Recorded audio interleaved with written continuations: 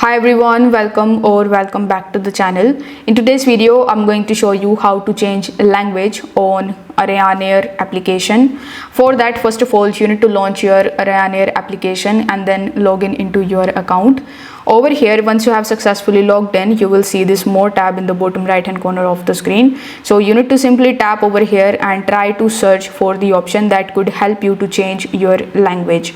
Now, if you are not able to see that option here, I would recommend you to contact through the Ryanair customer support team and you can ask them for any help in changing your language.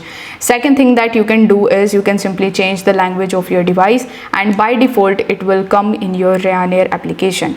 In order to do that, you need to come out of your Ryanair application completely. Then you need to launch the settings of your device.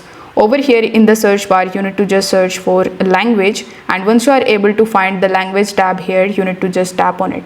Over here you will see your system language, so you need to tap on it, and then you will see the list of all of the language in which you can basically change your language. So you need to select that particular language from this list which you want in your Ryanair application. After selecting it, you need to tap on the OK button, and this way your language will be changed on Ryanair application. If this video helped you out, consider subscribing to the channel and liking the video.